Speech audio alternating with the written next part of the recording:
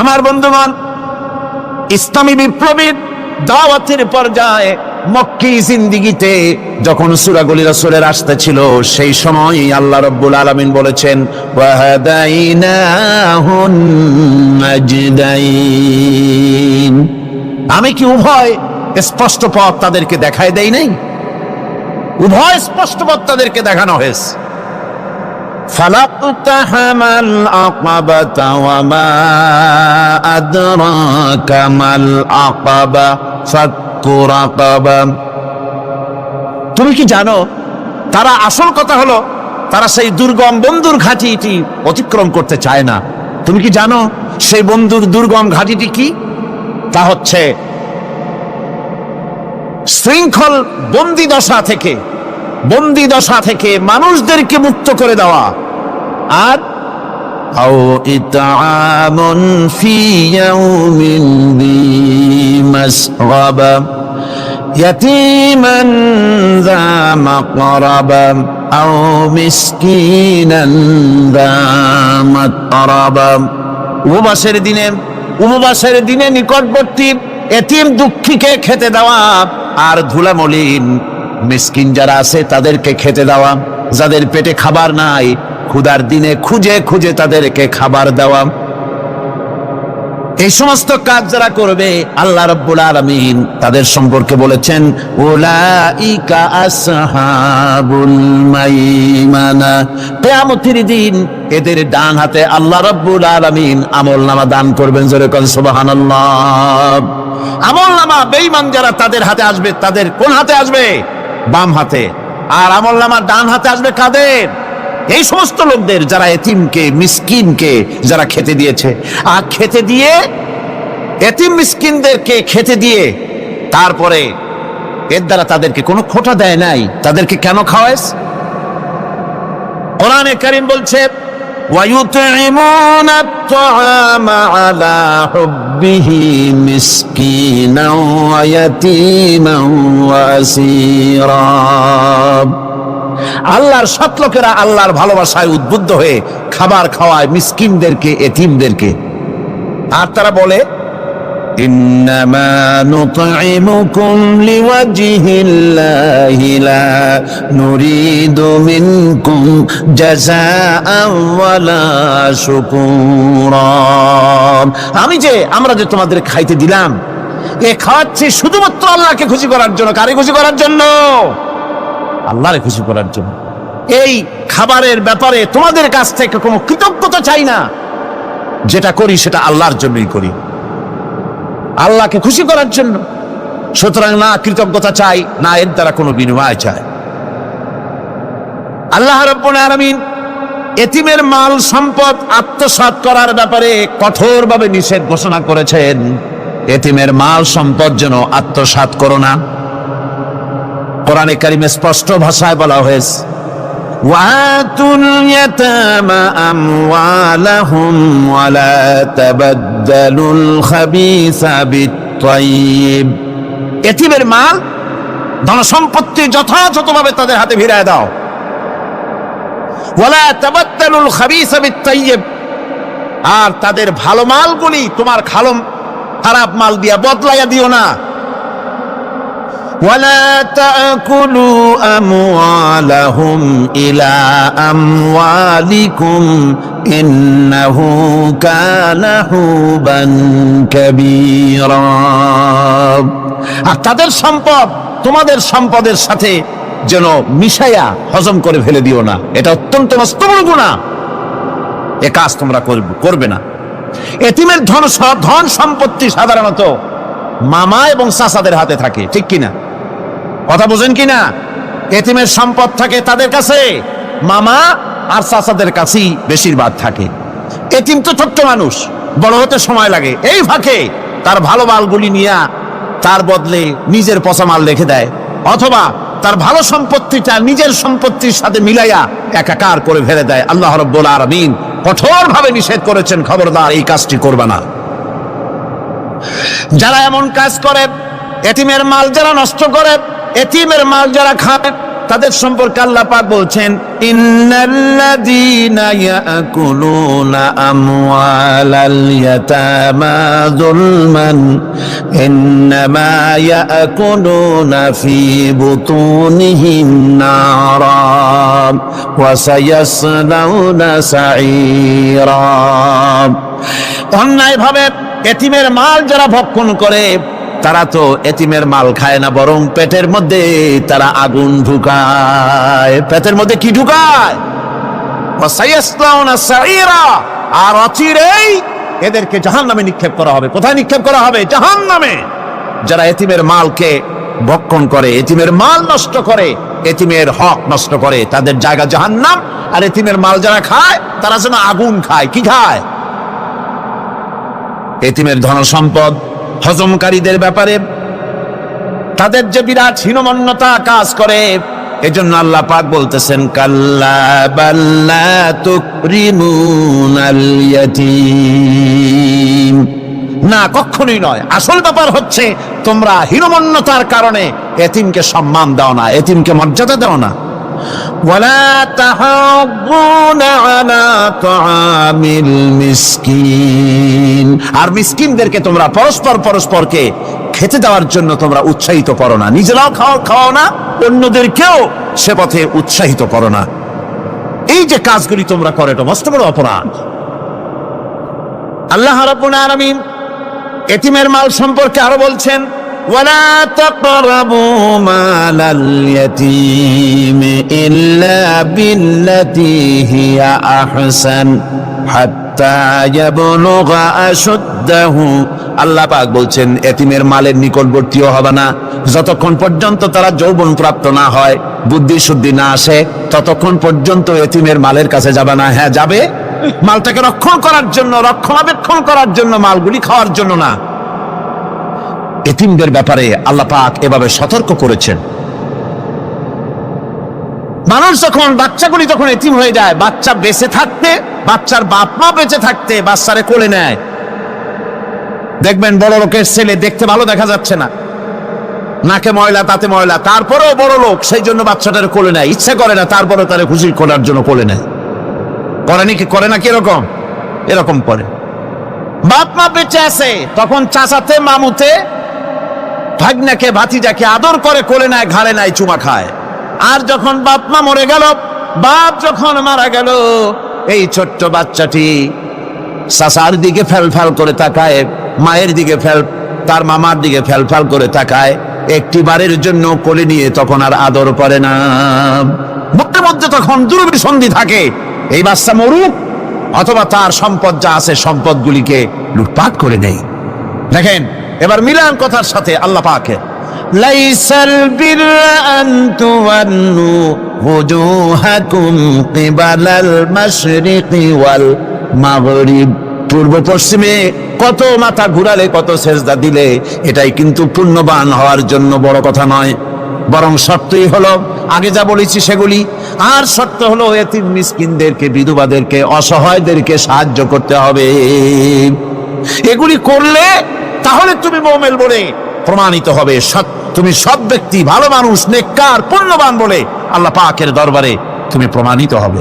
আল্লাহ পাক বলে, বান্দা যখন আমাকে ডাকে, আমি বান্দার একদম নিকটে, তার ঘাড়ের চাইতেও নিকটে। ওয়া নাহানু আকরাবু ইলাইহি মিন হাবলিল ওয়ারিদ। আমি আমার বান্দার সারা যে রগের উপরে তার মাথা, এর থেকেও আমি আমার বান্দার বেশি নিকটে। সুবহানাল্লাহ পড়ে। আমি তোমার কাছে, আমার কাছে মাপ চাও, যত বড় গুনাহ হোক। ওয়া ক্বালা রাব্বুকুম উদউনি আস্তাজিব লাকুম।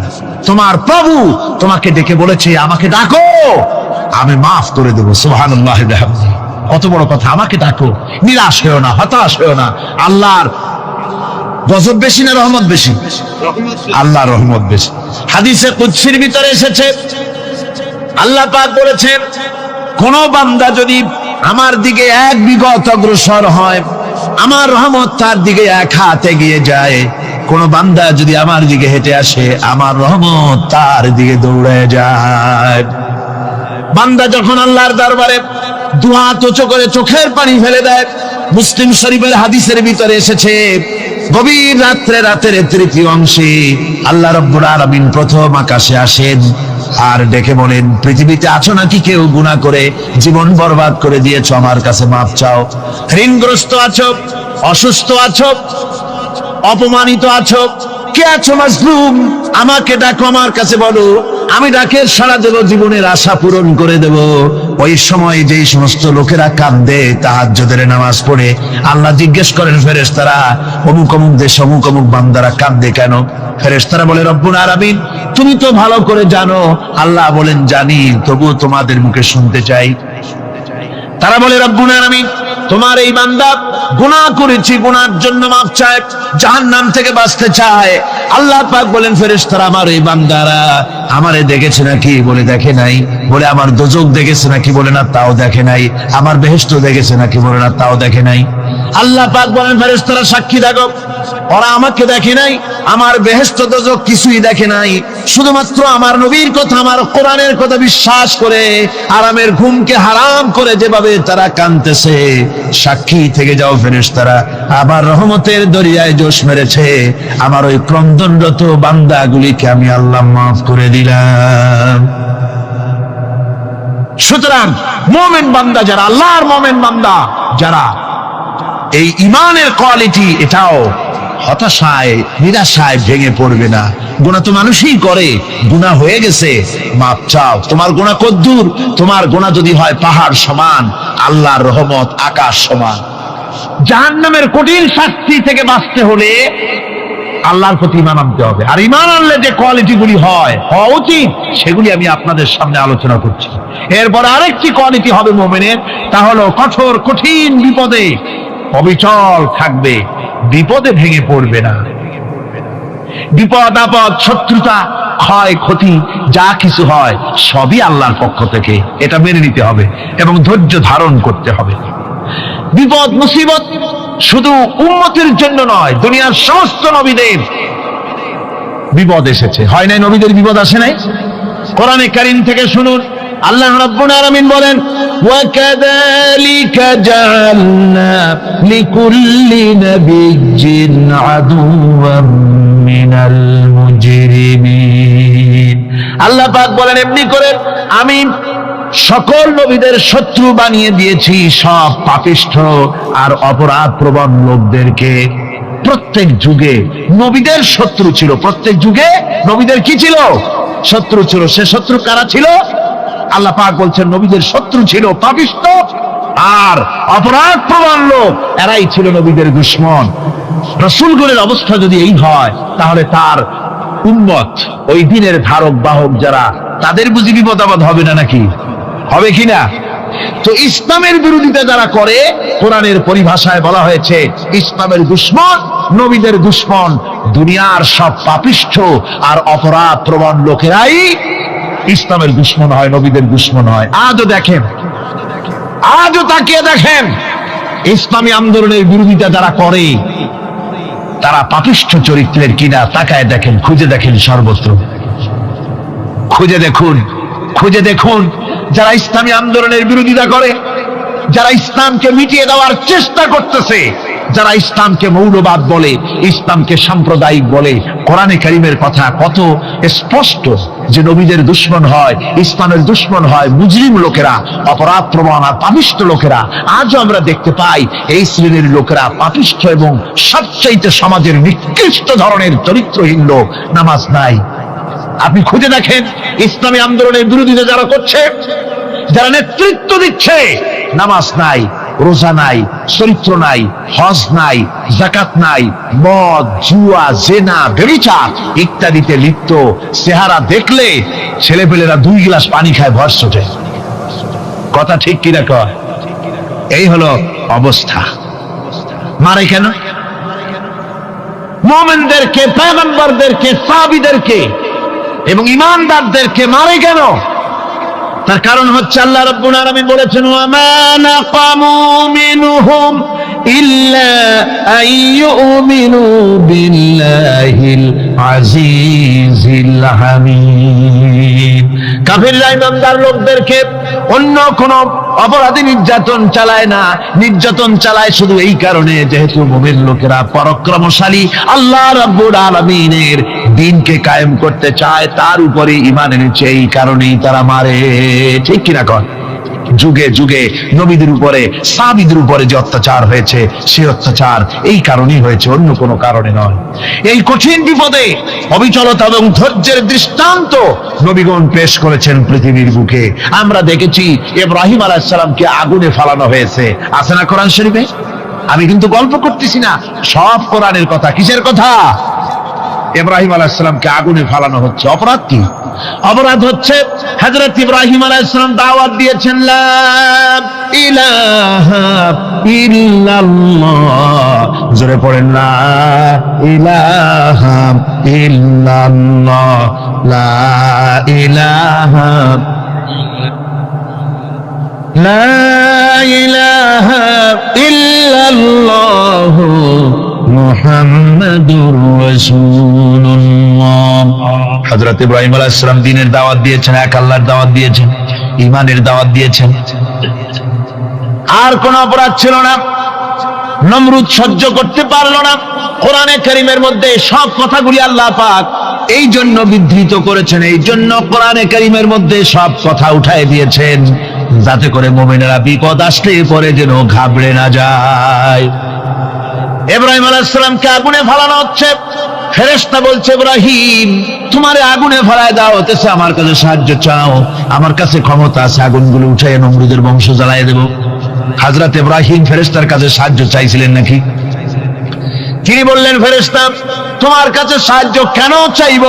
আমি তো এমন কোন অন্ধ আল্লাহর ইবাদত করি না যেই অন্ধ স্রষ্টা তার গোলামের দুঃখ দুর্দশা না দেখেন। আমি তোমার কাছে সাহায্য চাইব না। হযরত ইব্রাহিম আলাইহিস সালাম পাশ করলেন। কি বলেন, পাশ করছেন না? ঈমানের পরীক্ষায় পাশ। আগুনের মধ্যে হযরত ইব্রাহিমকে যখন ফেলানো হচ্ছে, রব্বুল আলামিন আগুনের প্রতি নোটিশ করে দিলেন, ইয়া নারু কুনি বারদাও ওয়া সালামান আলা ইব্রাহিম। আগুন আমার ইব্রাহিমের জন্য শান্তিদায়ক, ঠান্ডা হয়ে যা। এখন কি আর আগুনের বাপের ক্ষমতা আছে ইব্রাহিমের পোড়ানো? আর ক্ষমতা নাই। আমার বন্ধুগণ, ইব্রাহিম আগুনের ভিতরে আরামে বসা আছেন, আর ওদিকে নমরুদ বসে বসে দেখতেছে দূর থেকে। ইব্রাহিম তো জ্বলে না, গায়ের মধ্যে আগুন জ্বলে গেল। ডাক দিয়া কয়, আগুন তোর হলো কি? কেন জ্বালাইতে পারিস না আমার দুশমন রে? হলোটা কি তোর? তোর কি জ্বালানো শক্তি বন্ধ হয়ে গেল নাকি? আগুনের ভিতর থেকে জবাব এলো, নমরুদ রে, আমার ভিতরে জ্বালানো শক্তি আছে কি নাই যদি প্রমাণ করতে চাও, টেস্ট করতে চাও, তুই নিজে আয়, তোরে শুদ্ধ তামাম দুনিয়া জ্বালাই দিতে পারি, ইব্রাহিমের এক গাছা পশমও জ্বালাই দিতে পারি না। তার কারণ হচ্ছে আমি হচ্ছি মাখলুক, আল্লাহ হচ্ছেন খালিক। আল্লাহ আমাকে বলেছেন না জ্বালাতে, তুমি 1000 বার বললেও আমি ইব্রাহিমকে জ্বালাইতে পারবো না। কোরআনে কারীমে ঘটনা বলে মুমিনদেরকে সাহস দেওয়া হচ্ছে, মুমিনেরা দ্বীনের কাজ করতে গিয়ে বিপদ আবাজ আসবে, ঈমানের দাবি হলো বিপদ আসবে, আর বিপদ আসলে ঘাবড়ায় যেও না, মুসিবতে পড়ে চিন্তায় পেরেশানে হয়রান হয়ে যেও না। বিশ্বকবি আল্লামা ইকবাল কি সুন্দর করে বলেছেন, আজ ভি হো জু ইব্রাহিম কা ইমা पैदा आग कर सकती है एक अंदाज गुलिस्तां पैदा। ইব্রাহিমের ঈমান যদি আজিও কোথাও হয় বিদ্যমান, করতে পারেন অগ্নিকুণ্ডে খুবসুরত এক গুলিস্তান। আজও যদি আগুনের ভিতরে কোন নমরুদ কোন ইব্রাহিমকে যদি ফেলে দেয়, আল্লাহ রাব্বুল আলামিন আজও আগুনকে ফুলের বাগান বানায়া দিবেন। সুবহানাল্লাহ।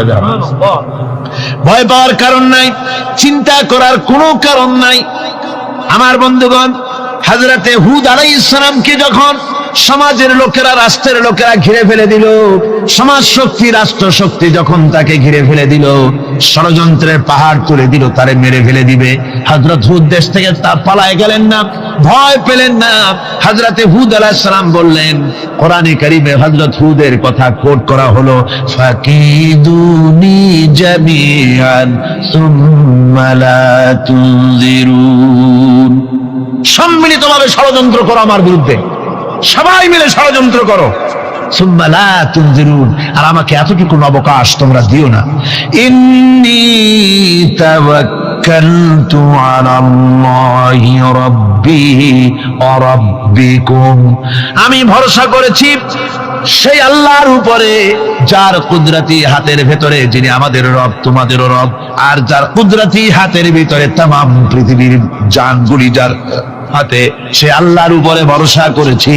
ষড়যন্ত্র যদ্দূর আছে করতে থাকো, আমি ষড়যন্ত্র পরোয়া করি না। সুবহানাল্লাহ। এটাই হলো মুমিনের কোয়ালিটি। শুধু ঈমান, লা ইলাহা ইল্লাল্লাহ মুহাম্মাদুর রাসূলুল্লাহ, গরুর গোশত খাই, আর রবিউল মাস আসতে পরে ইয়া নবী সালাম আলাইকা, ইয়া রাসূল সালাম আলাইকা, তারপরে গরম গরম জিলাপি আর রসগোল্লা খাইলাম খুব বেশি করিয়া, এর নাম মুমিন নয়। মুমিন হচ্ছে তার চলায় ফেরায়, ওঠায় বসায় সাহসিকতার তার এক আন্দাজ তৈরি হবে সে। আমার ভাইয়েরা, বিপদে অবিচলতা আমাদেরকে পয়গম্বরেরা শিক্ষা দান করেছেন। আমরা দেখতে পেয়েছি বিশ্বনবী জনাবে মুহাম্মদুর রাসূলুল্লাহ সাল্লাল্লাহু আলাইহি ওয়াসাল্লাম হিজরতের রাত, কাফেররা চতুর্দিকে দাঁড়ানো, হযরত জিবরাইল এসে বলেন, ইয়া রাসূলুল্লাহ, হে কাফেররা চতুর্দিকে ঘিরে দাঁড়িয়েছে, গভীর রাত, এখন হাতে তাদের তরবারি, সকাল হলে পরেই তারা আপনাকে মেরে ফেলে দিবে, তাড়াতাড়ি ওঠেন, মদিনার দিকে চলে যান। আল্লাহ নবী ঘুমের থেকে জেগে হযরত আলীকে ডেকে বলেন, আলী, আল্লাহ অর্ডার করেছেন আমি মদিনায় চললাম, আমার বিছানার পরে আমার চাদর গায়ে দিয়ে শুয়ে থাকো। হযরত আলী বলেন, আল্লাহর হাবিব, আপনার চাদর গায়ে দিয়ে ঘুমিয়ে থাকবো, সকালবেলায় কাফির বেঈমানেরা আপনার বিছানার পরে আপনার চাদর গায়ে দেওয়া অবস্থায় আমি আলীকে তারা মুহাম্মদ মনে করবে, আর আমি আলীকে নবী মনে করে তারা তাদের তরবারি দিয়া কেটে কেটে টুকরা টুকরা করে আমারে বিদায় করে দেবে দুনিয়া থেকে। এতটুকু পরোয়া করি না, বরং আমার দিলের মধ্যে এটাই তৃপ্তি থাকবে যে আমি আলীর জীবনের বিনিময় আল্লাহর হাবিব দুনিয়ায় বেঁচে আছেন। যে ব্যক্তি বিদ্রোহ করেছে এবং দুনিয়ার জীবনকে অগ্রাধিকার দিয়েছে, তার জায়গা হচ্ছে জাহান্নাম। জোরে বলেন নাউজুবিল্লাহ। যে ব্যক্তি আল্লাহর সঙ্গে বিদ্রোহ করেছে আর পরকালের জন্য পাথর জোগাড় করে নাই, দুনিয়াকে অগ্রাধিকার দিল, পরকালকে ভুলে গেল, তার জায়গা হলো জাহান্নাম। وَأَمَّا مَنْ خَافَ مَقَامَ رَبِّهِ وَنَهَى النَّفْسَ عَنِ الْهَوَى فَإِنَّ الْجَنَّةَ هِيَ الْمَأْوَى। আর যে ব্যক্তি আপন প্রভুর সামনে উপস্থিত হওয়াকে ভয় করেছে এবং আপন প্রবৃত্তিকে লালসা মুক্ত করেছে, লালসার হাত থেকে রক্ষা করেছে, আল্লাহ রাব্বুল আলামিন কিয়ামতের দিন তার জন্য রেখে দিয়েছেন জান্নাত। তার জন্য কোন জায়গা? জান্নাত। আমাদেরকে পরকাল ভিত্তিক জীবন যাপন যদি করি, তাহলে কবরের জবাবগুলি খুব আসান হবে। আর যদি পরকাল ভিত্তিক জীবন যাপন না হয়, কবরটা মুসিবত হয়ে যাবে। হযরত ওসমান রাদিয়াল্লাহু তাআলা আনহু কবরের কাছে গিয়ে খুব কাঁদতেন। সাহাবায়ে কেরাম প্রশ্ন করেছেন, হুজুর, রাসূল করিম সাল্লাল্লাহু আলাইহি সাল্লাম যখন জান্নাত ও জাহান্নামের ওয়াজ করেন, কখনো তো এত বেশি আপনি কাঁদেন না, যত বেশি কাঁদেন কবরের কাছে এসে, কারণ কি? হযরত ওসমান রাদিয়াল্লাহু তাআলা আনহু বলতেন, আমার সাথীরা, আমি আমার হাবিবের কাছে, আল্লাহ রাব্বুল আলামিনের রাসূলের কাছে আমি শুনেছি, এই কবরটাই হলো প্রথম স্টেশন, এই কবরটাই হলো প্রথম ইমিগ্রেশন কাউন্টার। এই জায়গায় যদি কেউ ধরা পড়ে যায়, কারো যদি চার্জশিট হয়ে যায়, সব জায়গায় ধরা পড়ে যাবে, হাসরে মিজানে সিরাতে কোনো জায়গায় নাজাত পাবে না। আর এই কবরটা যদি কেউ মুক্তি পেয়ে যায়, মিজান সিরাত হাসর সব জায়গা থেকে আল্লাহ তারে ভালোভাবে পার করে দিবেন। এটা হলো আসল জায়গা।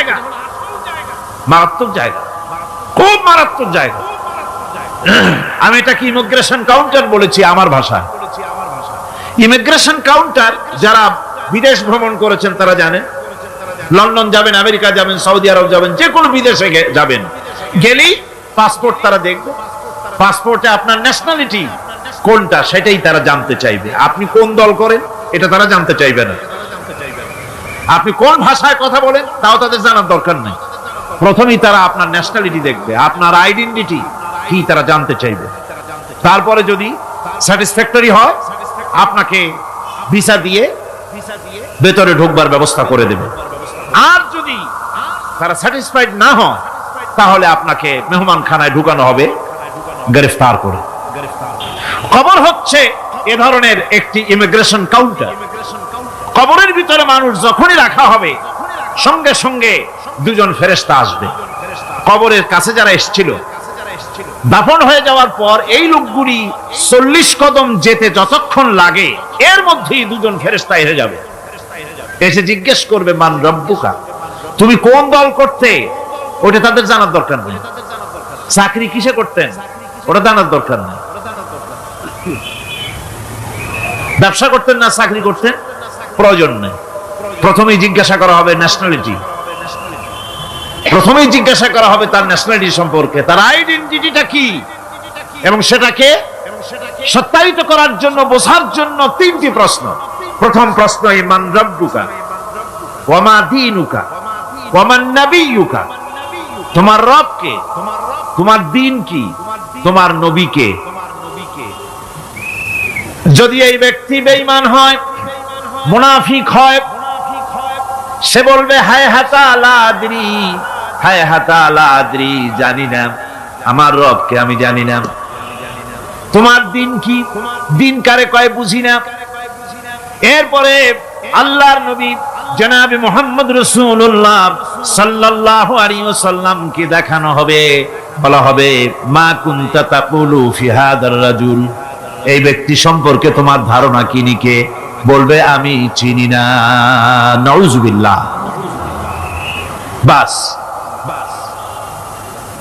এরপরে তার যা হবার তাই শুরু হয়ে যাবে। আর যদি বান্দাটা মুমিন হয়, প্রশ্ন করা হবে মান রব্বুকা, জবাব দেবে রব্বি আল্লাহ, আমার রব আল্লাহ রাব্বুল আলামিন।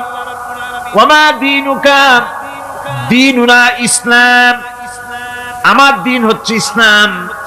এরপরে আল্লাহর নবীকে দেখানো হবে। কয়েক রকমের বর্ণনা আছে, কোন বর্ণনায় আছে হুজুরের আকারে দেখানো হবে, অথবা রাসূলকে সরাসরি দেখানো হবে।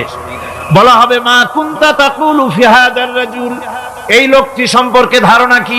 মুমিন ব্যক্তি বলবে হাদা নবিয়ুনা মুহাম্মাদুর রাসূলুল্লাহ সাল্লাল্লাহু আলাইহি ওয়াসাল্লাম, ইনি আমার তো সেই নবী মুহাম্মাদুর রাসূলুল্লাহ সাল্লাল্লাহু আলাইহি ওয়াসাল্লাম। আমরা যেন এই রকমের জবাব দিতে পারি, আল্লাহ কবুল করো। সকলে জোরে বলেন আমিন।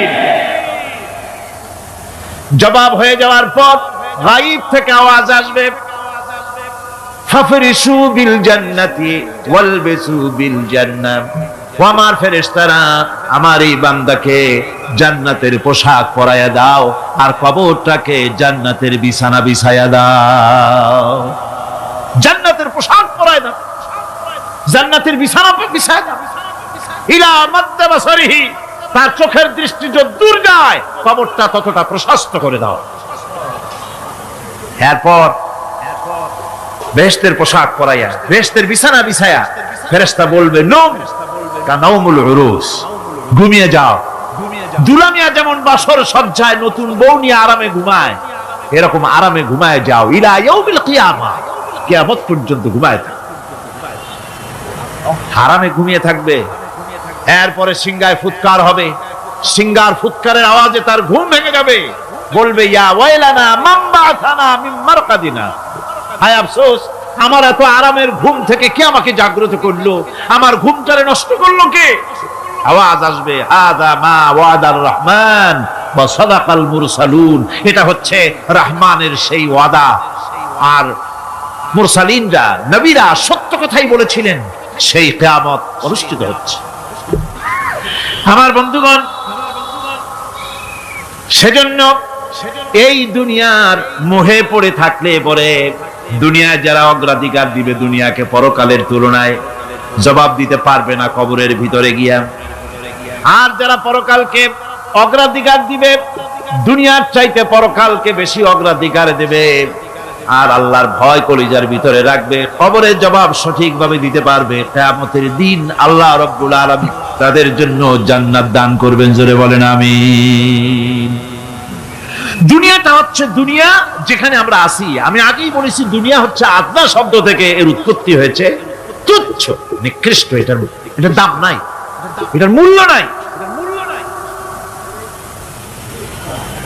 হযরত ইবনে কাইয়িম রাহিমাহুল্লাহ নওয়ারাল্লাহু মারকাদাহু ওয়া জাআলাল জান্নাতা মাথওয়াহু, হযরত ইবনে কাইয়িম তিনি বলছেন, সুন্দর করে বলছেন দুনিয়া সম্পর্কে, মা মাদা ফিদ দুনিয়া আহলামুন ওয়া মা বাকিয়া মিনহা আমানি ওয়াল ওয়াক্তু বাইনাহুমা দাইউন। মা মাদা ফিদ দুনিয়া আহলামুন, জীবনের যে অংশ ফেলে এসেছি সেটা আজ একটা স্বপ্ন। ওয়া মা বাকিয়া মিনহা আমানি, আর জীবনের যে অংশ সামনে বাকি আছে সেটা এখন একটা আকাঙ্ক্ষা। ওয়াল ওয়াক্তু বাইনাহুমা দাইউন, আর এর মাঝখান থেকে সময় সব চলে যাচ্ছে। কত বড় কথা চিন্তা করেছেন? জীবনের যে অংশ ফেলে এসেছি তা আজকে স্বপ্ন, তা কি বলেন? স্বপ্ন। আর সামনে যা আছে সেটা আকাঙ্ক্ষা, আর মাঝখান থেকে সময় সব চলে যাচ্ছে। এরপরে তিনি বলছেন, ওয়ামান ইয়াসহাবিদ দুনিয়া ইয়াকুন মিসলা কাবিদিন আলাল মাই খালাতুহু ফুরুজুল আসাবিঈ। দুনিয়াদারের অবস্থা হচ্ছে এই, কেউ যদি দুই হাতে পানি খামসায় ধরে, দুই হাতে কি ধরছে বলেন? দুই হাতে পানি খামসায় ধরেছে, খুব মজবুত করে ধরেছে, দুই মুঠ পানি, বলেন থাকবে কতটুকু? কতটুকু থাকবে? এক ফোঁটাও থাকবে না, কারণ তার আঙ্গুলের ফাঁক তার সাথে খেয়ানত করবে, আঙ্গুলের ফাঁক দিয়া পানিগুলি সব বেরিয়ে চলে যাবে।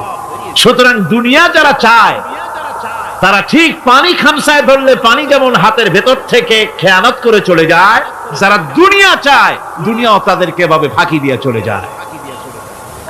তবুও দুনিয়ার মায়া মানুষের এত বেশি। আল্লাহর নবী বলেন, লাউ কানা লি ইবনি আদামা ওয়াদিন মিন যাহাবিন লাহাব্বা ইয়াকুনা লাহু সারিন। এই পৃথিবীতে যদি কাউকে একটা মাঠ ভরে যদি সোনা দেওয়া যায়, লোকটা বলবে রব্বুল আলামিন, আমি যদি আরেকটা মাঠ এরকম সোনা ভরা পেতাম। দ্বিতীয় আরেকটা মাঠ দেওয়া হলে আবার বলবে যদি তৃতীয় আরেকটা মাঠ সোনা ভরে যদি পেতাম। নবীজি বলেন, ওয়ালা ইয়ামলাউ জাওফু ইবনু আদামা ইল্লা তুরাব। মানুষের পেট 3.5 হাত মাটি ছাড়া, কবরের মাটি ছাড়া মানুষের পেট ভরবে না। আরো চাই, আরো চাই, চাওয়ার কোনো শেষ নাই। মানুষ এভাবে করে দুনিয়ার মহব্বতে এমনি পাগল হয়ে যায়, শুধু দুনিয়ার মহব্বত, পরকালকে বেমালুম ভুলে যায়। আমি কিন্তু এই কথা বুঝাতে চাই নাই যে পরকালের মহব্বতে, পরকালের ভয়তে বা পরকালের জন্য দুনিয়া আপনি বাজার ঘাট, বেচা কিনা, ব্যবসা বাণিজ্য সবকিছু ভুলে যান না, তা নয়। ভুল বোঝার কোনো কারণ নাই। পরকালকে অগ্রাধিকার দিতে হবে, মানে দুনিয়াটা চিরস্থায়ী জায়গা নয়। চিরস্থায়ী হচ্ছে কোনটা? আখিরাত। চিল্লা এখন কোনটা? সুতরাং এখানে যা করতে হবে, আখিরাতে জবাবদিহিমূলক জীবন যাপন করতে হবে। আপনি ব্যবসা করবেন, ওজনে কম দিতে পারবেন না, আপনি খাদ্যে ভেজাল দিতে পারবেন না, চুরি করতে পারবেন না, ডাকাতি করতে পারবেন না, জেনা করতে পারবেন না, বদমাশি করতে পারবেন না, মদ খেতে পারবেন না, সন্ত্রাসী হতে পারবেন না, হাইজাকার হতে পারবেন না, চাঁদাবাজ হতে পারবেন না, মুনাফাখোর হতে পারবেন না, আপনি চোরা কারবারি হতে পারবেন না, ঘুষখোর হতে পারবেন না, সুদখোর হতে পারবেন না। এই সব কাজ পরকালকে বিশ্বাস করলেই এ সমস্ত কাজ থেকে মানুষ বিরত থাকতে পারে। কথা ঠিক কিনা? এটাই হচ্ছে। সুতরাং এই পৃথিবী থাকবে না, এটা কি চিরকাল থাকবে না? এর একটা পরিসমাপ্তি ঘটবে।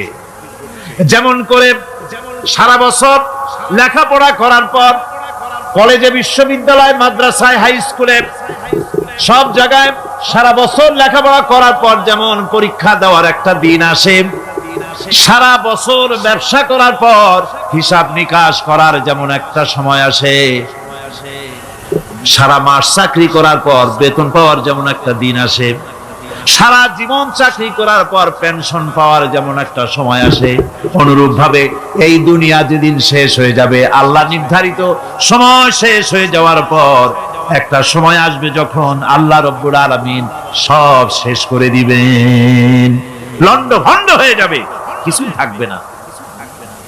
কোরআনে কারিমে আল্লাহ সব বলেছেন, কোরআনে সব আল্লাহ বলে দিয়েছেন। আল্লাহ পাক বলেন এই পৃথিবীর সব কেমন ভাবে ধ্বংস হবে তার চিত্র আল্লাহ পাক কোরআনে কারিমে তুলে ধরেছেন। ইযাস সামাউ ফাতারাত ওয়া ইযাল কাওয়াকিবু তাসারাত ওয়া ইযাল বিহারু ফুজ্জিরাত ওয়া ইযাল কুবুরু বু'সিরাত। যখন আকাশসমূহ দীর্ঘ বিদীর্ণ হয়ে যাবে, তারকাগুলি বিক্ষিপ্ত হয়ে ছিটকে পড়বে, আর সমুদ্রগুলি উচ্ছ্বসিত হয়ে পড়বে, কবরগুলি সব তার ভেতরে যা আছে উদ্গীরণ করে দেবে, তারকাগুলি স্থিমিত হয়ে যাবে। এরপরে সমস্ত আকাশগুলি সিজিল্লিল কুতুব, কিতাবের পৃষ্ঠার মতো একটার পরে একটা ঠাস ঠাস করে পড়তে থাকবে, চূর্ণ বিচূর্ণ হয়ে ভেঙে চুরে একাকার হয়ে যাবে। পাহাড়গুলিকে উড়িয়ে দেওয়া হবে, চন্দ্র এবং সূর্য একাকার হয়ে যাবে। আল্লাহ রাব্বুল আলামিন বলেন ফাইদা বারিকাল বাসার ওয়া খাসাফাল কমার ওয়া জুমিআশ শামসু ওয়াল কমার। চক্ষু যখন বিস্ফারিত হয়ে যাবে, চাঁদ যখন তার আলো হারিয়ে ফেলবে, সূর্য যখন তার আলো হারিয়ে ফেলবে, চাঁদ আর সূর্য সব একাকার হয়ে যাবে, সেই সময়ের অবস্থাটা কি চিন্তা করো। মানুষ হয়রান হয়ে দৌড়াদৌড়ি করবে। ওয়াহুমিলাতিল আরদু ওয়াল জিবালু ফাদুক্কাতা দাক্কাতান ওয়াহিদা। জমিন এবং পাহাড়গুলির মধ্যে আল্লাহ রাব্বুল আলামিন সংঘর্ষ বাঁধিয়ে দিবেন, পাহাড়গুলি ভেঙে চুরে টুকরা টুকরা হয়ে যাবে, পাহাড়গুলি উঁচু করে জমিনের উপরে আছাড় মেরে আল্লাহ রাব্বুল আলামিন ভেঙে চুরে চুরমার করে দিবেন। সুবহানাল্লাহ। ওয়া তাকুনুল জিবালু কালইনিল মানফুশ। পাহাড়গুলো পেঁজা ধোনা তুলার মতো করে উড়িয়ে দেওয়া হবে, পাহাড় উড়ে যাবে। সুবহানাল্লাহ। পাহাড় পাথরের তৈরি করা পাহাড়, এই পাহাড়গুলি তুলার মতো হয়ে উড়বে কিভাবে? আমি এই দৃশ্য নিজের চোখে কিছুটা হলেও দেখছি। আজ থেকে 10 দিন আগে আমি ইতালি সফর করে এসেছি। ইতালির রাজধানী রোম। রোম প্রাচীন সভ্যতার লালন ভূমি। কোরআনে কারিমে সূরায়ে রোম রয়েছে, এই রোম সেই রোম। এখানের বাদশার কাছে রাসূল করিম সাল্লাল্লাহু আলাইহি সাল্লাম হেরাক্লিয়াসের কাছে চিঠি পাঠিয়েছিলেন, সেই রোম। 12 থেকে 15,000-এর মতো বাংলাদেশি মুসলমান সেখানে আছে। জুমার দিন যেদিন আমি গেলাম তার পরের দিনই জুমা ছিল। জুমার নামাজ পড়লাম ভ্যাটিকানের কাছেই বিশাল মসজিদ, ইউরোপের ভিতরে সবচেয়ে বড় মসজিদ এটা। রোম ইসলামের দুশমনদের রাজধানী। সেখানে যখন আযান হচ্ছে আশহাদু আন্না মুহাম্মাদার রাসূলুল্লাহ, আমার অনুভূতির কথা আপনাদেরকে বোঝাতে পারবো না, কি অনুভূতির সৃষ্টি হয়েছে আমার ভেতরে। ভ্যাটিকানের পোপ এক পাশে, কিছু দূরেই ভ্যাটিকান, ওটা হচ্ছে গোটা পৃথিবীর সমস্ত খ্রিস্টানদের কাবা, ভ্যাটিকান। তার পাশেই বিশাল মসজিদ, সেখানে নামাজ পড়লাম। চিন্তার ভেতরে আসলো আল্লাহ রাব্বুল আলামিন তার হাবিবের নাম, তার তাওহীদ, তার রিসালাতকে কিভাবে বিশ্বময় ছড়িয়ে দিলেন। আবু জাহেল চাইছিল মুহাম্মদ সাল্লাল্লাহু আলাইহি ওয়াসাল্লামকে স্তব্ধ করে দেবে মক্কার জীবনেই, কত বদনাম, সাহের, কাহেন, কাযযাব, শায়ের, নাউযুবিল্লাহি মিন যালিক, কত গালাগালি করলো। আর আল্লাহ শোনালেন, হাবিব চিন্তার কোনো কারণ নাই, ওয়া রাফা'না লাকা যিকরাক, আমি আপনার প্রশংসা বিশ্বময় ছড়িয়ে দেব। সুবহানাল্লাহি ওয়া বিহামদিহি। রম প্রোগ্রাম শেষ করে আমাকে তারা নিয়ে গেল, যেটা আমি বলছি সফর কাহিনী শোনাবার সময় এটা না, যেহেতু এর সঙ্গে প্রাসঙ্গিক সেজন্য বলছি। পাহাড় কেমনে তুলার মতো হয়ে উড়বে তার নজির দেখেছি। রোম শহর থেকে 300 মাইল দূরে, 300 কিলোমিটার দূরে নেপোলিয়ান বোনাপার্ট তার বাড়ি, এবং ওটা তার নামে একটা প্রভিন্স। ভূমধ্য সাগরের পারে ভিসুভিয়াস, পৃথিবীর সবচাইতে বড় আগ্নেয়গিরি, সেটা দেখাতে নিয়ে যাওয়া হলো আমাকে। যে পাহাড়টা পৃথিবীর মাটি থেকে তার চূড়া হচ্ছে 3 মাইল উঁচু, এর 2 মাইল গাড়িতে করে ঘুরে ঘুরে যাওয়া যায়, এরপর আর গাড়িতে যাওয়া যায় না, বাকিটুকুন যেতে হবে হেঁটে হেঁটে। পাহাড়ের উপরে অক্সিজেন কম, বেশ কষ্ট হচ্ছিল উঠতে। জীবনে প্রথম পাহাড়ে চড়েছি জাবালে নূর, রাসূল করিম সাল্লাল্লাহু আলাইহি সাল্লামের উপরে যেখানে ওহী হয়েছিল সর্বপ্রথম। পাহাড় চড়ার একটা অভিজ্ঞতা ওখান থেকে আমার কিছুটা হয়েছিল। খুব কষ্ট হলো বাকি 1 মাইল উঠতে।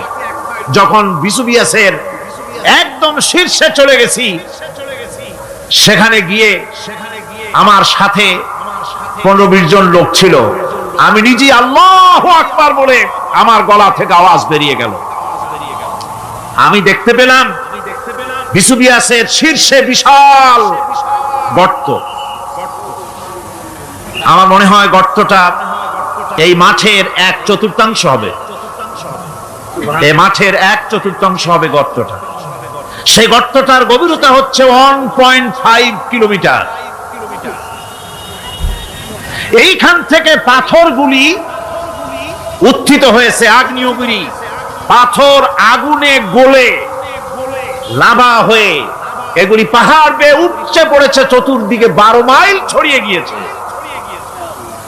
আমার মনে পড়লো ওয়াকুদুহান নাস ওয়াল হিজারা, জাহান্নামের আগুনের ইন্ধন হবে মানুষ আর পাথর। আমি সেখানে সেজদায় পড়ে গিয়া কান্নাম আর বললাম, আল্লাহ জাহান্নামের আগুন হারাম করে দিও আমাদের জন্য। পাথর কিভাবে গললো, গলে পাথরগুলি গলে পুড়ে চতুর্দিকে পড়েছে আর ছিটকেছে, চতুর্দিকে ছিটকে পড়েছে। সেই পাথরগুলি ছিটকে ছিটকে যেগুলি পুড়ে পড়েছে, সেগুলিকে দূরে সাদা রঙের বলে মনে হয়, কোনোটা সাদা কোনোটা কালো, মনে হয় যেন তুলার মতো হয়ে পড়ে আছে চতুর্দিকে। 1944 সনে তৃতীয়বারের মতো ভিসুভিয়াস অগ্নিগিরি যে অগ্নি উৎপাত করে, তাতে আশেপাশের 12 মাইল এলাকা এফেক্টেড হয়ে যায়। পাথরগুলি গলে এভাবে বিধ্বস্ত করে দিয়েছে। এখান থেকে এখানে জোহরের নামাজ, আসরের নামাজ আমরা পড়লাম, আল্লাহর কাছে খুব দোয়া করলাম। এখনো ধোঁয়া উঠতেছে, এখনো পাহাড়ের ফাটল দিয়ে ধোঁয়া উঠছে। একজন হাত দিয়ে আমাকে বলল যে খুব গরম লাগে ধোঁয়াগুলি। ওখানকার লোকেরা বলল যে ভেতরে এখনো আগুন আছে, তবে সুপ্ত, যে কোনো মুহূর্তে আবার তা জাগ্রত হতে পারে। আমরা সেখান থেকে নেমে এলাম। একটু কিছু দূর গিয়েই সেখানে হলো পম্পেই শহর। এই পম্পেই শহরটা হচ্ছে ঈসা আলাইহিস সালামের জন্মের 2000 বছর আগে এই শহর তৈরি হয়। ঈসা আলাইহিস সালামের জন্মের 179 বছর পর ভূমিকম্প হয়। সেই ভূমিকম্পে গোটা পম্পেই শহরটা পৃথিবীর মানুষের চোখের আড়াল হয়ে যায়, ধ্বংস হয়ে যায়, মাটির তলায় গরক হয়ে যায়। আজ থেকে 200 বছর আগে মাটি খনন করতে গিয়ে এই শহর আবিষ্কৃত হয়। পুরা শহরটা খুঁড়ে তারা বের করেছে। 180 হেক্টর জমিনের উপরে এই বিশাল শহর। ঘুরে ঘুরে দেখলাম, গাড়ি চলে না সেখানে, পায়ে হেঁটে দেখতে হলো। প্রশস্ত রাস্তা। আজ থেকে 4000 বছর আগের মানুষেরা রাস্তা বানাতে জানতো পাথর দিয়ে, এবং রাস্তার দুধারে তাদের ছিল ফুটপাত, পানির ব্যবস্থা, নগরায়নের সব রকমের সুযোগ সুবিধা। তারপরে সেখানে বিচারালয়, এরপরে দোকানপাট, বাজার ঘাট, সবকিছুর ব্যবস্থা রয়েছে। বিশাল বিশাল পাথরগুলি দিয়ে পিলার তৈরি করা। ভাবলাম এই পিলারগুলি, এই পাথরগুলি তারা কিভাবে ক্রেন ছাড়া এত উপরে উঠালো কি করে, আমার মাথায় আসলো না। পাথর কেটে কেটে সুন্দর সুন্দর অঙ্কন শিল্প তারা করেছে। এরপরে ঘুরতে ঘুরতে বাদশার রাজার বাড়িতে গিয়ে ঢুকলাম। সেখানে গিয়ে দেখলাম উলঙ্গ এত মূর্তি পাথরের তৈরি করা। পাথর কেটে কেটে দেওয়ালে যৌন মিলনের এমন কোন অশ্লীল ছবি নাই যা তারা সেখানে তৈরি করে নাই। উলঙ্গ মূর্তি আর উলঙ্গ যৌন মিলনের অসংখ্য ছবি দিয়ে এই এলাকা ভরা। তখন আমি বুঝলাম আল্লাহর গজব হওয়ার কারণটা কি, এই শহরটা মাটির নিচে হরক হয়ে যাওয়ার কারণটা কি। আল্লাহ পাক জেনা ব্যভিচার যে দেশে বেশি হয় আল্লাহ পাক বরদাস্ত করে।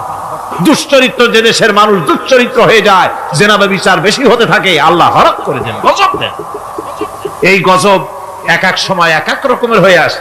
কখনো মাটির নিচে দাবায় দেয়, কখনো মহামারী, কোন দেশে কলেরা, কোন দেশে জলোচ্ছ্বাস, কোথাও ভূমিকম্প, আর সর্বশেষ এই জেনা ব্যভিচারের জন্য আল্লাহ পাকের চূড়ান্ত এই যৌনতার অশ্লীলতার জন্য চূড়ান্ত গজব বর্তমান বিশ্বের জন্য এইডস।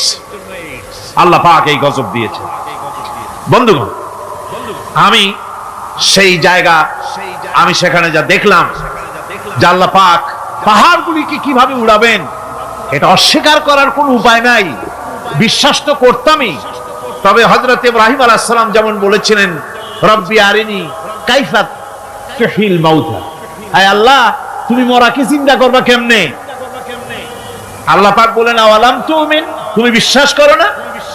ইব্রাহিম আলাইহিস সালাম বললেন, বালা, অবশ্যই বিশ্বাস করি, ওয়ালাকিন লিয়াতমাইন্না কলবি, যদি চোখে দেখতাম তাহলে আমার অন্তরাত্মা খুব ঠান্ডা হতো। আল্লাহ রাব্বুল আলামিন চোখে দেখায় দিলেন জিন্দা কেমনে মুর্দা হবে, মুর্দা কেমনে জিন্দা হবে, আল্লাহ দেখায় দিলেন। পাহাড় উড়ায় দিবেন আল্লাহ রাব্বুল আলামিন। একথা কলিজার মধ্যে তার উপর ঈমান বিশ্বাস, কিন্তু আল্লাহ চোখে দেখাইছেন, ঈমান আরো মজবুত হয়েছে, যা ছিল আরো মজবুত হয়েছে। সুবহানাল্লাহ। আল্লাহর ভয়তে কলিজা কেঁপেছে। আমি পাহাড়ের উপরে কেঁদেছি, যার যার হয়ে কেঁদেছি। বন্ধুগণ, আল্লাহ সুবহানাহু ওয়া তাআলা এই জন্য বলেছেন, কুল সিরু ফিল আরদ, আমার জমিন ঘোরো, ভালো করে দেখো, কাইফা কানা আকিবাতুল মুকাজ্জিবিন, মহা সত্যকে যারা অস্বীকার করেছে তাদের পরিণতি আমি কি করে দিয়েছি, এগুলি চোখে ভালো করে তাকায় দেখো। আমার বন্ধুগণ, সুতরাং এই পৃথিবীর অবসান হবে, এই পৃথিবী ধ্বংস হবে, এই পৃথিবী চূড়ান্ত ভাবে শেষ হয়ে যাবে। হ্যাঁ, আরেকটি কথা বলতে হয়, সেটা হচ্ছে যে এই রোম থেকে আরেকটু দূরে 900 মাইল দূরে হচ্ছে সিসিলি। 900 মাইল দূরে, সেখানে এই সিসিলি মুসলমানেরা শাসন করেছিল 350 বছর। সেই সিসিলিতে রয়েছে 360টা মসজিদ মুসলমানদের করা। সমস্ত মসজিদগুলি আজ তালা বন্ধ, একটা মসজিদও খোলা নাই। সেখানকার মুসলমানেরা ওয়াজ শুনতে এসেছিল রোমে।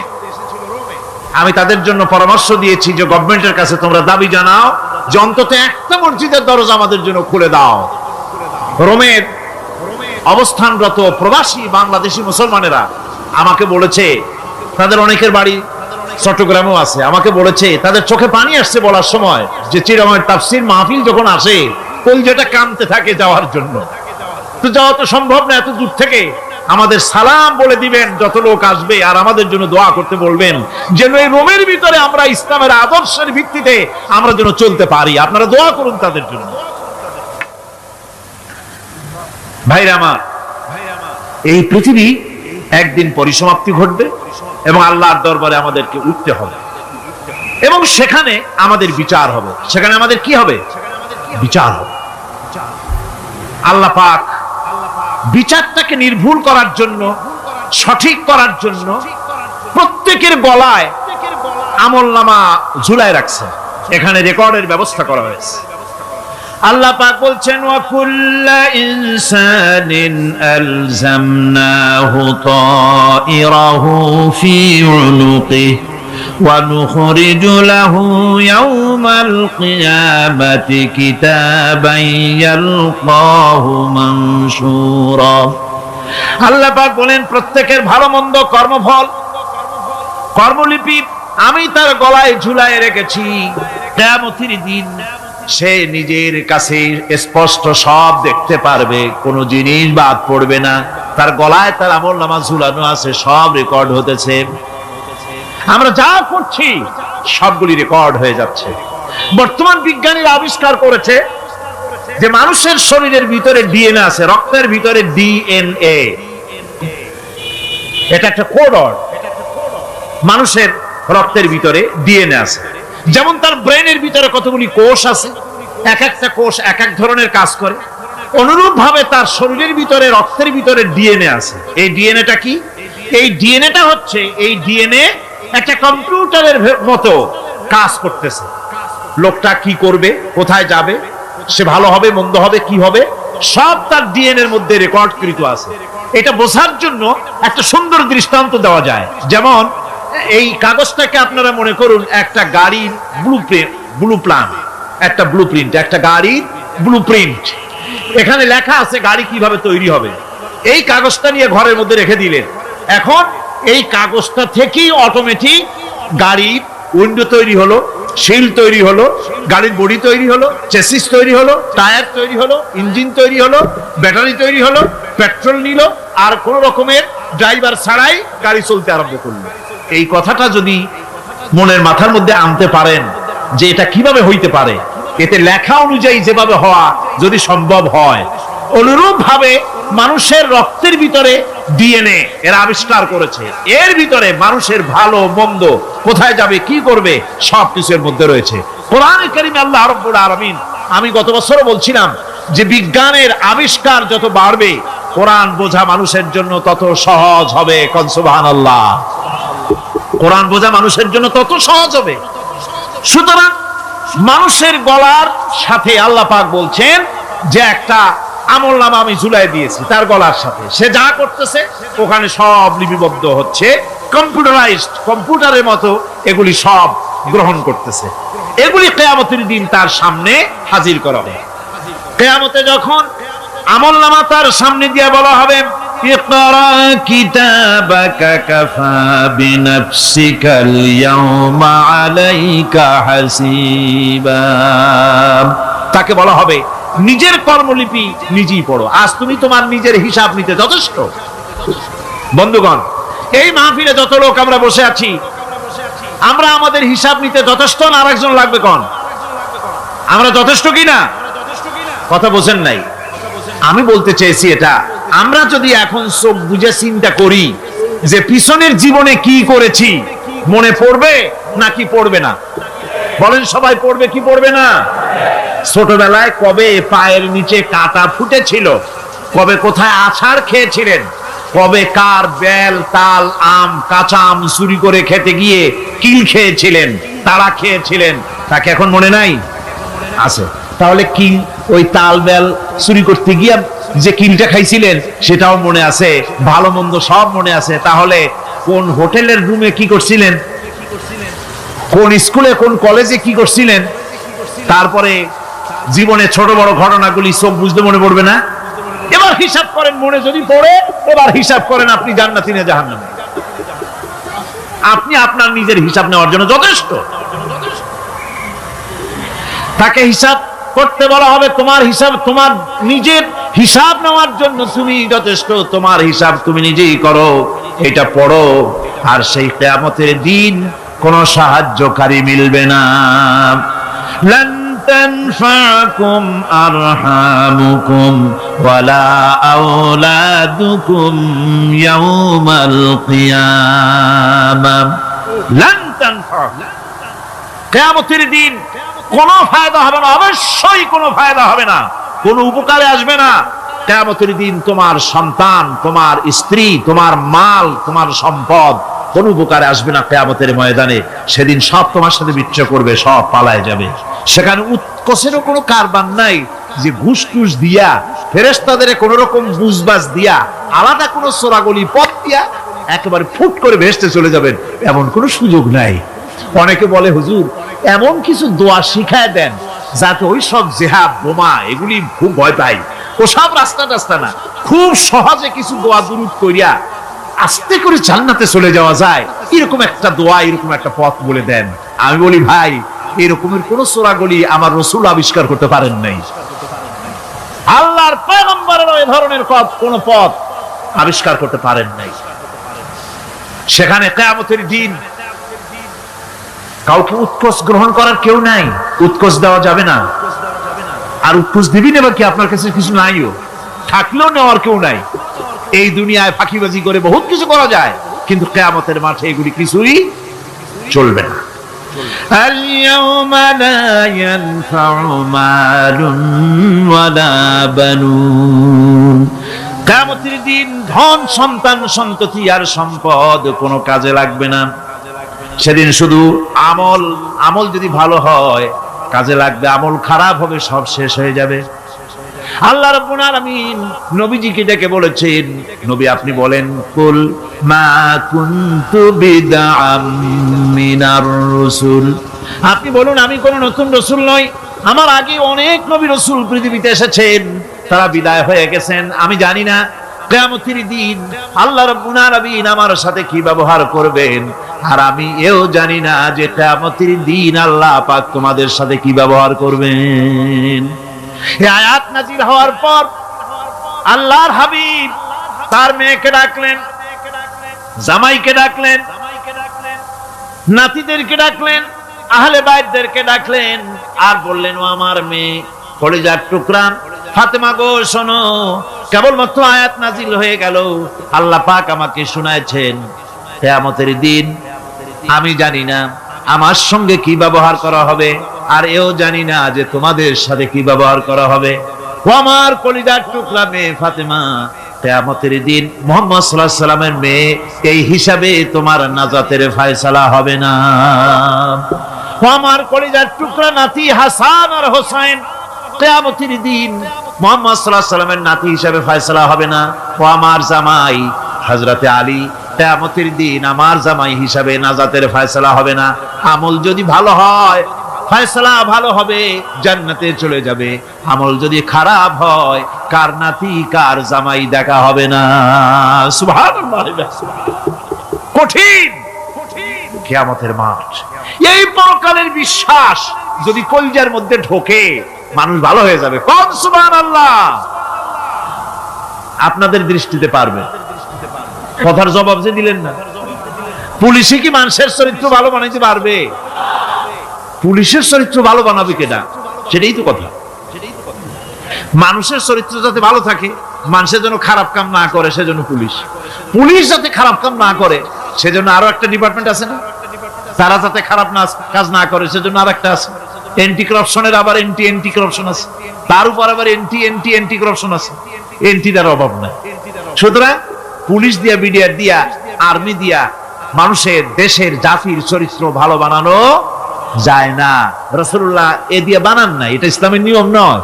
পুলিশ দিয়া, আর্মি দিয়া দেশের মানুষের চরিত্র ভালো বানানো যায় না। চরিত্র ভালো বানানো যায় কেবলমাত্র পরকালের ভয় দিয়া। কি কিসের ভয় দিয়া?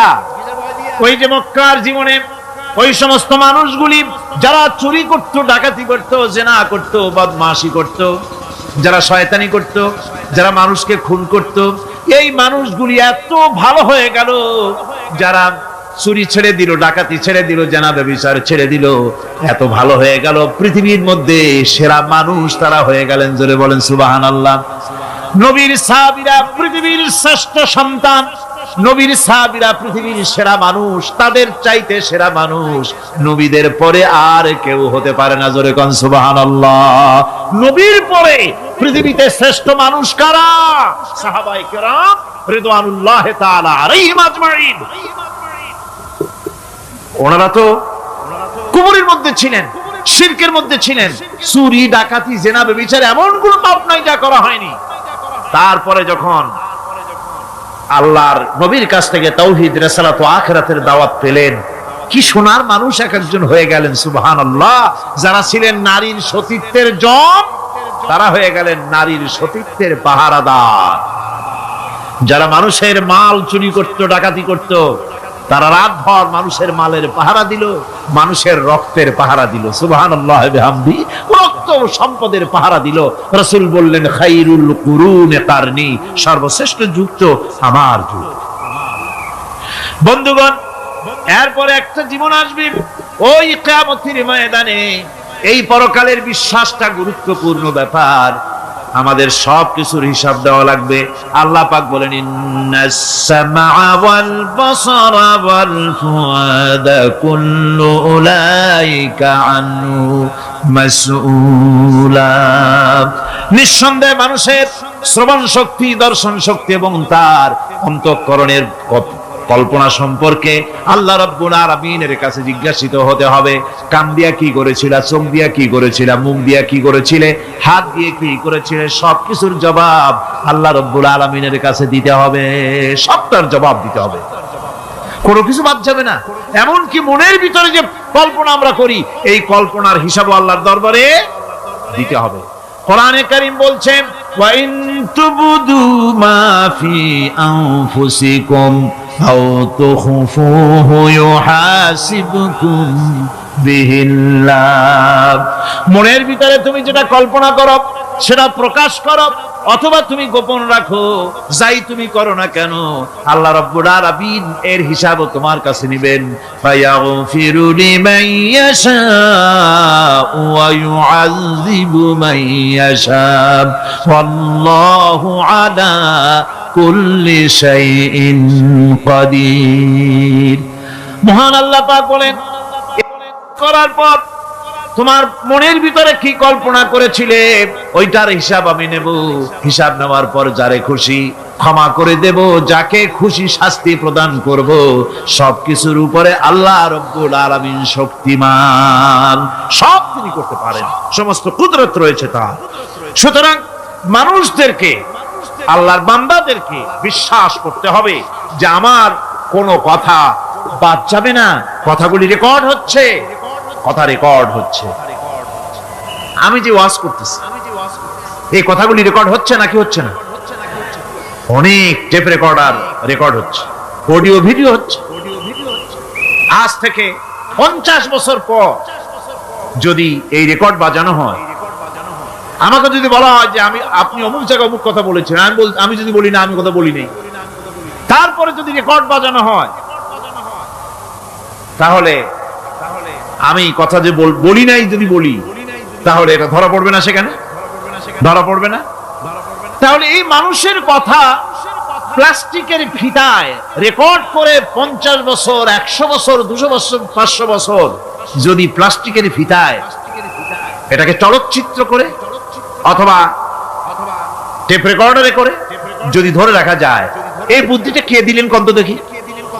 সবাই কন্যা এই বুদ্ধিটা দিলেন কে? যে আল্লাহ রাব্বুল আলামিন মানুষের মাথায় বুদ্ধি দিলেন, যার দ্বারা সে মানুষের কথাবার্তা অ্যাক্টিভিটি সব ধরে রাখতে পারে। সেই আল্লাহ রাব্বুল আলামিন বুঝি আপনার আমার কথা এবং আপনার আমার অ্যাক্টিভিটিসকে তিনি বুঝি ধরে রাখতে পারবেন না কিয়ামত পর্যন্ত? পারবেন কি না? সেজন্য রাব্বুল আলামিন বলেন, মা ইয়ালফিযু মিন কাওলিন ইল্লা লাদাইহি রাকীবুন আতীদ। সমস্ত কথা রেকর্ড হচ্ছে। সুবহানাল্লাহ কোন জোরে! সমস্ত কথা রেকর্ড হচ্ছে, একটা কথাও বাদ যাবে না। মুখ আছে বলি কথা বলবেন তা না, হিসাব করে কথা বলতে হবে। গীবত গাওয়া যাবে না, মিথ্যা কথা বলা যাবে না, মিথ্যা ওয়াদা করা যাবে না। মিথ্যা ওয়াদার তো মৌসুম এসে গেছে। কি কোন বোঝেন কথা? হ্যাঁ, মিথ্যা ওয়াদা মৌসুম এসে গেছে। এখন মৌসুমে বাহার, মিথ্যা বলার। কত সুন্দর সুন্দর ওয়াদা, সোনা দিয়া রাস্তা বানায় দেবো। অভুক্ত মানুষদের বলা হয় না খেয়ে মরবেন না, কিন্তু কি খেয়ে মরবে তাও কয়। আমরা যদি যাইতে পারি তাহলে মটকির মতো রসগোল্লা বানাই, গরুর গাড়ির চাকার মতো জিলাপি বানাই, খাইতে গিয়ে হা করে চিত হয়ে থাকবে। কত রঙিন রঙিন কথা। মিথ্যা ওয়াদার সময় এসেছে। ভাইরা আমার, পরকাল যদি বিশ্বাস করে সেই ব্যক্তি কিছুতেই মুখ আছে বলেই যা খুশি বলবে না, পরনিন্দা করবে না, পরচর্চা করবে না। হাত আছে বলেই যা তা লিখবে না। ঘটনা হইল একটা, লিখলো আর একটা। কলম একটা আছে বলেই যা খুশি তা লেখা যায় না। মুখ আছে বলেই যা খুশি তা বলা যায় না। চোখ আছে বলেই যা খুশি তা দেখা যায় না। গরু খাওয়া জায়েজ করা হয়েছে বলে গরুর লেজ থেকে মাথা পর্যন্ত পাইকারি দরে সব খাওয়া যায় না। গরু খাওয়া হারাম না হালাল? হালাল। পাইকারি দরে লেজ থেকে মাথা পর্যন্ত সব খাওয়া হালাল না। ওর মধ্যে আল্লাহ কিছু হারাম রেখে দিছে, সেগুলোকে বাইসে খাইতে হবে। আল্লাহ দেখতে চান পাইকারি দরে জমের খাওয়া খাও, না আমার হারাম গুলি বাদ দিয়ে খাও, নিষেধ করা গুলি বাদ দিয়ে খাও। মুখ আছে বলেই যা খুশি তা বলা যাবে না। কান আছে বলেই যা খুশি তা শোনা যাবে না। চোখ আছে বলেই যা খুশি তা দেখা যাবে না। হাত পা আছে বলেই যা খুশি তা করা যাবে না। সবটার পেছনে আল্লাহ রাব্বুল আলামিনকে ভয় করা লাগবে। মহান আল্লাহ রাব্বুল আলামিন বলে, বান্দারে তোমার সমস্ত কার্যাবলী, এমনকি তোমার চাহনিটা পর্যন্ত কার দিকে কি নিয়তে তাকায়ছো কেউ জানে না, আমি আল্লাহ রাব্বুল আলামিন জানি। وَيَعْلَمُ خَائِنَةَ الْأَعْيُنِ وَمَا تُخْفِي الصُّدُورُ। তোমার অন্তঃকরণ কি জিনিস গোপন করে, আর তোমার চক্ষু কি লুকোচুরি খেলে, আমি টের পাই। সুবহানাল্লাহ বিহামদি। চশমার ফাঁক দিয়া কি দেখো, কারে দেখো, কি নজরে দেখো, সানগ্লাস পরিয়া কেউ ঠিক পায় না, আমি ঠিক পাই। সুবহানাল্লাহ, জোরে কান সুবহানাল্লাহ। সুতরাং চোখের নজরের হিসাব হবে, হাতের কাজের হিসাব হবে, পায়ের চলার হিসাব হবে, আপনার বলার হিসাব হবে, মুখে যা বলেছেন, যা করেছেন, হাত পাও দিয়ে যা করেছেন, সবকিছুর হিসাব হবে কিয়ামতের দিন। আল্লাহর দরবারে সবকিছু উপস্থিত হবে, কোনো জিনিস বাদ পড়বে না। فَمَن يَعْمَلْ مِثْقَالَ ذَرَّةٍ خَيْرًا يَرَهُ وَمَن يَعْمَلْ مِثْقَالَ ذَرَّةٍ شَرًّا يَرَهُ। ছোট্ট একটা ভালো কাজ যদি করো, তাও হাজির করা হবে সামান্যতম ভালো কাজও তোমার বাদ পড়বে না। আর ক্ষুদ্রতম কোনো খারাপ কাজ করলে তাও উপস্থিত করা হবে, সব তোমার সামনে, কোনো জিনিস বাদ পড়বে না, সব দেখতে পাবে কিয়ামতের দিন। ভালো কাজটাও আর খারাপ কাজটাও আল্লাহর কাছে সেদিন আল্লাহ পাক মানুষের সামনে উপস্থিত করে দিবেন। আল্লাহ পাক বলছেন, সেদিন এই জমিন তার ভিতরে যা লুকায়িত ছিল, জমিন সব বের করে দেবে। কান্নাহুম জারাদুম মুনতাশির। টিড্ডি, ফড়িংগুলি, পোকাগুলি মাটির থেকে যেমন বেরোয়, এ মাটির ভিতরে যা আছে কিয়ামতের দিন সব মাটি বের করে দেবে। ইযা যুলজিলাতিল আরদু জিলজালাহা ওয়া আখরাজাতিল আরদু আসকালাহা ওয়া ক্বালাল ইনসানু মা লাহা। এ জমিনকে ঝাঁকি মারা হবে প্রবল এক ঝাঁকুনি, প্রবল এক ঝাঁকুনিতে এই পৃথিবীর মধ্যে যা কিছু আছে সব বেরিয়ে যাবে। সুবহানাল্লাহ কইতে ইচ্ছা করে না মিয়ারা? এক ঝাঁকুনিতে পৃথিবী সব বের করে দেবে। মানুষ हैरान হয়ে বলবে, কি হয়েছে, এ মাটির হলোটা কি? আমার বন্ধুগণ, মানুষ हैरान হয়ে গিয়ে বলবে, মাটির কি হলো? আল্লাহ রাব্বুল আলামিন বলেন, ইয়াউমাইযিন তুহাদ্দিসু আখবারাহা বিআন্না রাব্বাকা আওহা লাহা। জমিনের উপরে যা ঘটেছে জমিন তা সব বের করে দেবে, সব প্রকাশ করে দেবে। আর এটা এই জন্য হবে যেহেতু তার রবের হুকুম হয়েছে, তার রব হুকুম করেছে বের করে দে। জমিনের ভিতরে আছে যা সব বেরিয়ে যাবে, আকাশ ভেঙে পড়বে, পাহাড় উড়ে যাবে, জমিনের ভিতরে যা আছে সব উপরে চলে আসবে, পৃথিবীতে সব শেষ, কিচ্ছু নাই, আকাশ নাই, পাহাড় নাই, সমুদ্র নাই, সব একাকার, চন্দ্র নাই, সূর্য নাই, তারকা নাই, গ্যালাক্সি নাই, মহাশূন্য নাই, সব শেষ। আল্লাহ রাব্বুল আলামিন সমস্ত ফেরেশতাদেরকে শেষ করে দিবেন, সকলের মওত হয়ে যাবে, কেউ আর থাকবে না, এমনকি হযরতে আজরাইল মালাকুল মউত তিনিও থাকবেন না। সব আল্লাহ রাব্বুল আলামিন মৃত্যু করে দিবেন। এরপরে আল্লাহ রাব্বুল আলামিন একা তিনি বলবেন, ইয়া দুনিয়া, ইয়া দুনিয়া আইনা আনহারুকি, এ পৃথিবী তোর সেই সমুদ্রগুলো কোথায়, নদীগুলি কোথায়? ইয়া দুনিয়া আইনা আশজারুকি, হে দুনিয়া তোমার গাছগুলি কোথায়? এত বন বনানি, এত গাছ ছিল। ইয়া দুনিয়া আইনা জিবালুকি, হে পৃথিবী তোর জমিনে যত পাহাড় ছিল, পাহাড়গুলি কই? যত স্বৈরাচার ছিল জমিনের উপরে, যারা স্বৈরাচারী মনোবৃত্তি নিয়ে মানুষ ধ্বংস করেছে, দেশ ধ্বংস করেছে, মায়ের বুক খালি করেছে, ওই স্বৈরাচারগুলি কই? কোনো জবাব নাই। আল্লাহ পাক এর পরে বলবেন, লিমানিল মুলকুল ইয়াউম, কার রাজত্ব? আজকে রাজত্বটা কার? আল্লাহ তিনবার আওয়াজ দিবেন, আজকে রাজত্ব কার? আল্লাহ পাক যখন তিনবার করে ডাক দিবেন, কোনো জবাব নাই, কোনো জবাব নাই। কে জবাব দেবে? আল্লাহ রাব্বুল আলামিনের সামনে কার ক্ষমতা আছে কথা বলার? কেউ তো নাই, সব শেষ। আল্লাহ পাক বলবেন, লিল্লাহিল ওয়াহিদুল কাহ্হার, একমাত্র পরাক্রমশালী আল্লাহ রাব্বুল আলামিনের রাজত্ব আছে।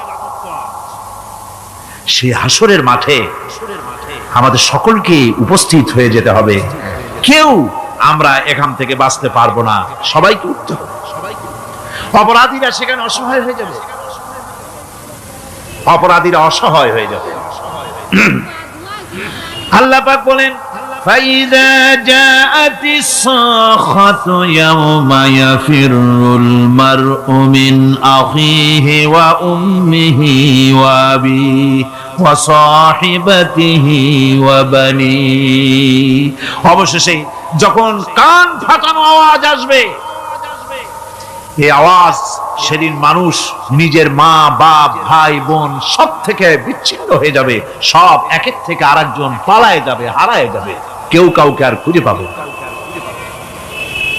সেদিন ওই কিয়ামতের মাঠে বিভীষিকাময় দৃশ্য, মানুষ হয়রান হয়ে যাবে। মাথার এক হাত অথবা অর্ধ মাইল অথবা এক বিগত এতটুকুন উপরে ওই প্রকাণ্ড সূর্যটার তাপ আসবে, গুনাহগারের মাথার চান্দি ফেটে গিয়া মগজগুলি গলে গলে নাক কান দিয়ে বেয়ে পড়তে লাগবে, জিহ্বাটা কুকুরের মতো ঝুলে নাভিস্থল পর্যন্ত পড়ে যাবে, মাটিটা সূর্যের উত্তাপে তামার মতো গরম হয়ে যাবে, সারা হাসর জুড়ে আওয়াজ হবে, পানি পানি পানি। মানুষেরা হয়রান হয়ে যাবে। সেই হাসরের ময়দানে এই চরম কষ্টের ভিতরে আল্লাহ রাব্বুল আলামিন বলেন, সেদিন দুটো ভাগ হয়ে যাবে। একদল মানুষের চেহারা আলোয় ঝলমল হয়ে যাবে, আর একদল মানুষের চেহারাগুলি কালো হয়ে যাবে। উজুহু ইয়াউমাইদিন মুসফিরাতুন দাহিকাতুন মুস্তাবশিরা ওয়া উজুহু ইয়াউমাইদিন আলাইহা গাবারা। আল্লাহ পাক বলেন, এক শ্রেণীর মানুষের চেহারা হাস্যোজ্জ্বল ঝলমলে হয়ে যাবে, আর এক শ্রেণীর মানুষের চেহারাগুলি কালো হয়ে যাবে। তারহাকুহা কাতারা উলাইকা হুমুল কাফারাতুল ফাজারা। হাস্যোজ্জ্বল, স্বচ্ছন্দপূর্ণ, সুন্দর, উজ্জ্বল ঝলমলে চেহারা হবে ঈমান আনার কারণে, পরকালকে বিশ্বাস করার কারণে, আল্লাহ এবং রাসূলের কথা অনুযায়ী জীবন যাপনের কারণে চেহারাটা উজ্জ্বল হয়ে যাবে। আর আল্লাহর নাফরমানি, রাসূলের নাফরমানি, পরকালকে অস্বীকার করার কারণে কাফেরগুলির চেহারা, মুনাফিকগুলির চেহারা কালো হয়ে যাবে। তাদেরকে আলাদা করে দেওয়া হবে। আমতাজুল ইয়াওমা আইয়ুহাল মুজরিমুন, মুজরিমদেরকে আলাদা করে দেওয়া হবে, দুইটা ভাগ হয়ে যাবে। এই চরম অবস্থা সৃষ্টি হবে কিয়ামতের ময়দানে। সেদিন রাসূল করিম সাল্লাল্লাহু আলাইহি ওয়াসাল্লাম উম্মতের জন্য সুপারিশ করবেন। সেই সুপারিশ যেন আমাদের করতে পারেন সেজন্য আমাদেরকে তৈরি করতে হবে, সে ধরনের যোগ্য আমাদেরকে বানাতে হবে। বন্ধুগণ, এই পরকালীন জীবন এর সম্ভাবনা এটা যে হবে এবং সেই পরকালে আমাদের সকলকে যে উঠতে হবে, কিয়ামতে আল্লাহর কাছে জীবনের সবকিছুর জবাবদিহি করতে হবে, এই ভীতি সৃষ্টি করতে চায় আল্লাহ পাক মানুষের ভেতরে। আল্লাহ পাকের চাইতে মানুষের কল্যাণকামী আর কেউ আছে? চিল্লায় কোন আল্লাহর চাইতে, বিশ্ববাসীর সৃষ্টি জগতের কল্যাণকামী আল্লাহর চাইতে, রাসূলের চাইতে বেশি কেউ কি আছে? সে আল্লাহ পাক সব বলে দিলেন, ওপেন সিক্রেট করে দিলেন, সব গোপন ফাঁস করে দিলেন। কেমনে বিচার হবে, কেমনে কিয়ামত অনুষ্ঠিত হবে, কেমনে কি হবে, সব খুলে খুলে আল্লাহ পাক বলে দিলেন আমাদেরকে ভালো হওয়ার জন্য। কোরআনে কারীম বলছে, লাইসাল বিররা আন তুওয়াল্লু বুজুহাকুম কিবালাল মাশরিকি ওয়াল মাগরিব। পূর্ব পশ্চিমে মাথা ঘুরানো, সার নত করা, মাথা ঘুরানো, মুখ ঘুরানো, এটাই কিন্তু সৎ কাজ এবং পুণ্যবান হওয়ার, সৎ কাজ করার, নেককার হওয়ার জন্য যথেষ্ট নয়, বরং ওয়ালাকিন্নাল বিররা মান আমানা বিল্লাহি ওয়াল ইয়াউমিল আখির। প্রকৃতপক্ষে সৎকারী মুমিন, ভালো কাজ করা, প্রকৃত মুমিন, সত্যিকারের ভালো মানুষ, সত্যিকারের ইমানদার হওয়ার জন্য 10টি কাজ লাগবে। কয়টি কাজ? 10টি কাজ লাগবে। সেই 10টি কাজের একটি কাজ গত বছর আপনাদের খেদমতে আরজ করা হয়েছে, 2টি বলা হয়েছে, বাকি আজকে বললাম আর একটা, হয়ে গেল 3টা। বাকি আছে কয়টা? 7টা। বাকি আছে আরো 7টা। পরকাল ভিত্তিক জীবনযাপন যদি করতে পারি তাহলে আমরা হব দুনিয়ার শ্রেষ্ঠ মানুষ। কোন আলহামদুলিল্লাহ। মুনাজাতের জন্য দাঁড়ানো ভাইরা সব বসে পড়েন। আল্লাহুম্মা আমিন। রব্বানা যালামনা আনফুসানা ওয়া ইন লাম তাগফির লানা ওয়া তারহামনা লানাকুনান্না মিনাল খাসিরিন। রব্বানা লা তুযিগ কুলুবানা বা'দা ইয হাদাইতানা ওয়া হাব লানা মিন লাদুনকা রাহমাতান ইন্নাকা আনতাল ওয়াহ্হাব। আয় আল্লাহ তাআলা, এই বিশাল জনসমুদ্র নিয়ে তোমার দরবারে হাত তুলেছি পবিত্র মেরাজের রজনীতে। আয় আল্লাহ, তুমি দয়া করে মেহেরবানি করে আমাদের আলোচনা, দুরুদ সালামের সওয়াব আমাদের বিশ্ব নবী, তোমার প্রিয় হাবিব জনাবে মুহাম্মদ রাসূলুল্লাহ সাল্লাল্লাহু আলাইহি ওয়াসাল্লামের রূহ মুবারকে পৌঁছায়া দাও। সমগ্র বিশ্বের মাটির নিচে যত মুমিন মুমিনাত শুয়ে আছেন তাদের আরো আর পরে সওয়াব পৌঁছায়া দাও। আমাদের মা বাপ যাদের দুনিয়া থেকে বিদায় হয়ে গেল, আল্লাহ কবরগুলিকে জান্নাতের টুকরায় পরিণত করে দাও। রব্বির হামহুমা কামা রব্বায়ানি সগীরা। পড়েন সবাই, রব্বির হামহুমা কামা রব্বায়ানি সগীরা। আয় আল্লাহ তাআলা, বহু মানুষ দোয়া চেয়েছি, কতজনের কত কষ্ট, কেউ হসপিটালে আছে, কারো অপারেশন হবে, কেউ বা মরে গেছে, কেউ বা মামলা মোকদ্দমায় আছে, কেউ বা পারিবারিক অশান্তিতে আছে। আল্লাহ, যিনি যেই নিয়তে দোয়া চেয়েছে মেহেরবানি করে সেই নেক নিয়ত তোমার দরবারে কবুল করে নাও। বিপদগ্রস্ত লোকগুলির বিপদ থেকে বাঁচাইয়া দাও। আয় আল্লাহ রাব্বুল আলামিন, এই মাহফিলে লক্ষ লক্ষ জনতা সমুদ্রের ঢেউর মতো চতুর্দিক থেকে আসতে থাকে। তুমি আর তোমার কোরআন আর তোমার রাসূল ছাড়া কোনো স্বার্থ কারো মনে নাই।